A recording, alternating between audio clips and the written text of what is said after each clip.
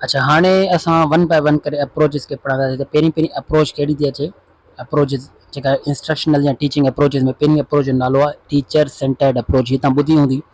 हाणे teacher centre approach जी definition इन लफ़्ज़ मां ई निकिरे थी। त अहिड़ी अप्रोच जंहिंमें टीचर सेंटर हुजे, टीचर जेको आहे प्राइमरी सोर्स ऑफ नॉलेज हुजे। हीअ डेफिनेशन हिन जी।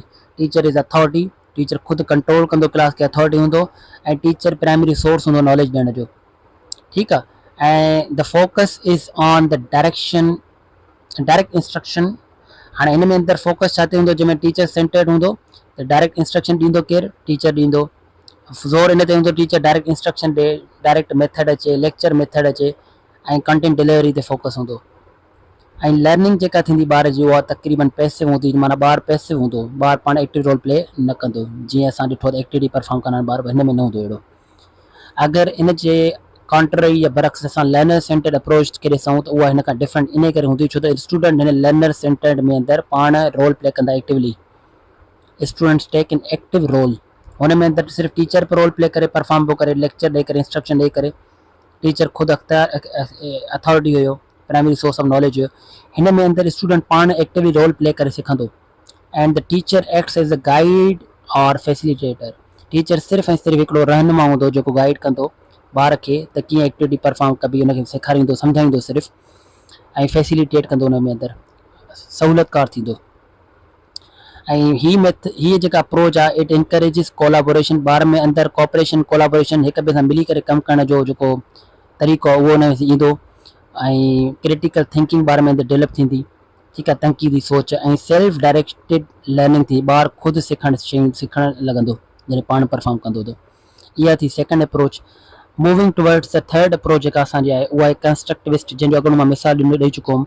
हाणे कंस्ट्रक्टिविस्ट लफ़्ज़ खे ॾिसूं त हिन मां थी ख़बर पए त उहा अप्रोच जंहिंमें अंदरि ॿार ख़ुदि कंस्ट्रक्ट करे, बिल्ड करे, बेस्ड ऑन आइडिया।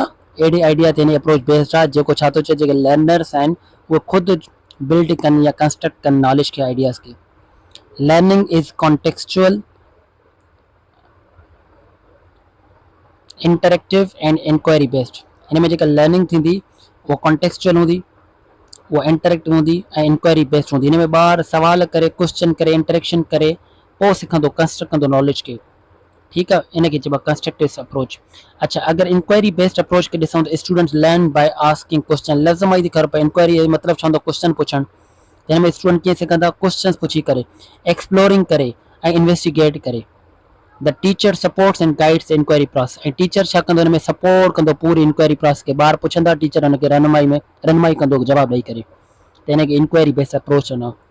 हुन खां पोइ पंजी अप्रोच आहे जेके चइबो आहे एक्सपीरियंशियल अप्रोच। वरी साॻी ॻाल्हि, लफ़्ज़ ते अगरि गौर कयूं असां, लफ़्ज़ एक्सपीरियंशियल छा खे ज़ोर थो पए, experiment. Learning happens through reflection on doing. माना ॿियनि लफ़्ज़ में हीअं खणी चऊं, लर्निंग बाय डूइंग।